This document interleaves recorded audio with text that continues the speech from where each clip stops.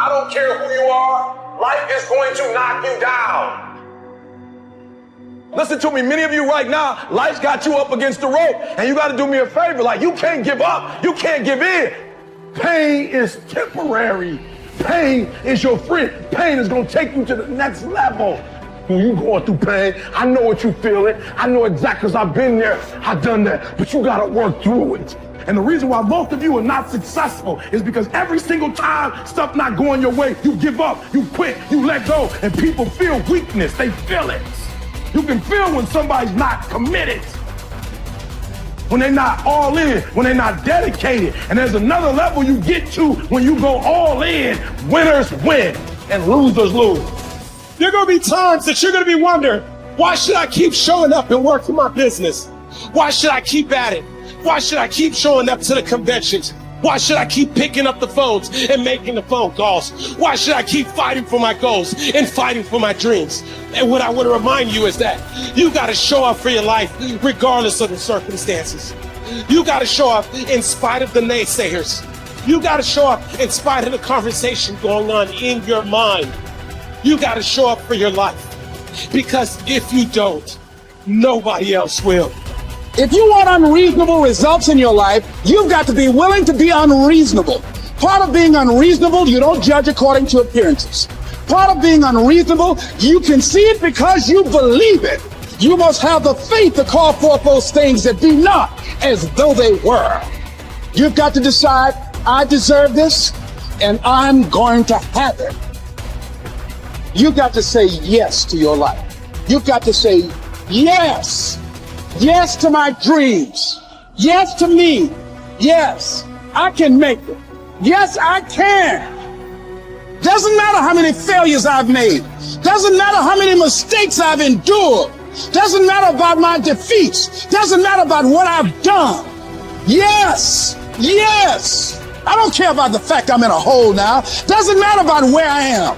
The last chapter to my life has not been written yet. If you judge me now, you'll judge me prematurely. I'm still in the process of transforming my life. I'm still in the process of becoming. Yes. The brilliance of Thomas Edison was not in his mind. It was something much more ordinary and often much less respected. I've got no imagination, he once said. I never dream. I've created nothing. If you're someone who doesn't like Edison, you might think that this is Edison admitting to stealing his inventions from other, more brilliant inventors, like Nikola Tesla. Not quite, but he did readily concede that most of the credit belonged to something other than his brain. The genius hangs around his laboratory day and night, Edison said. If anything happens, he's there to catch it. If he wasn't, it might happen just the same. Only it would never be his. What he's talking about is showing up.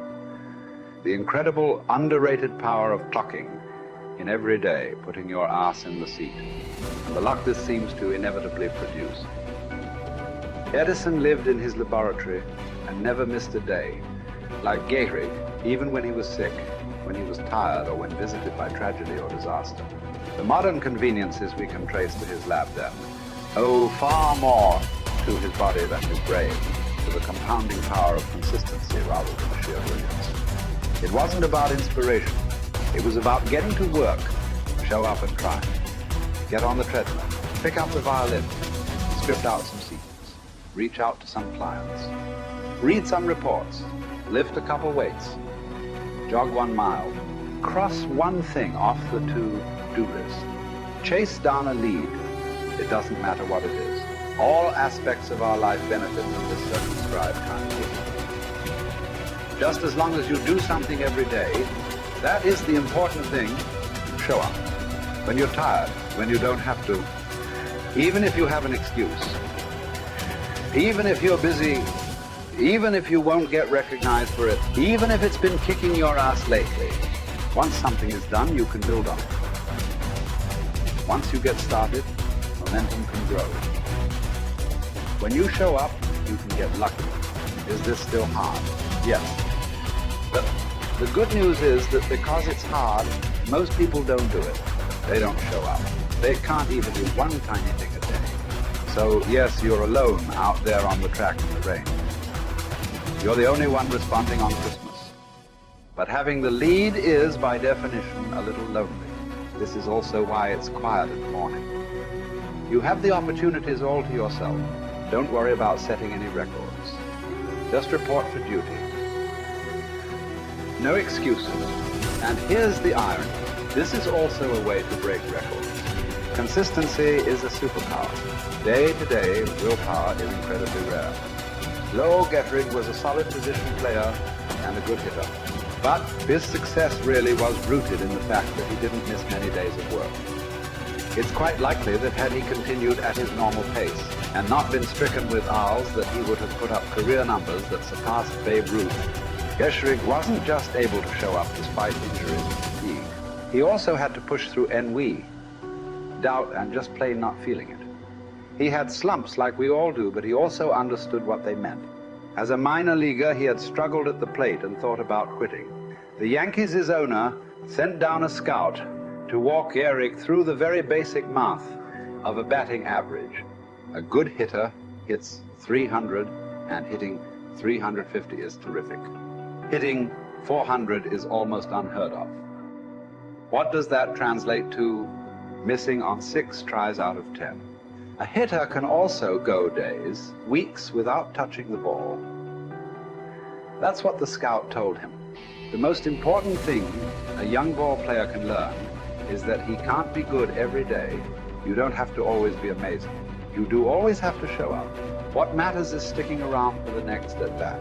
The ability to do that, coupled with the ability to endure what John Steinbeck called dogly days while writing Easter Eve. Those days when everything seems out of whack, when you're just not feeling it, when the distractions won't stop, is the first step to greatness, literally.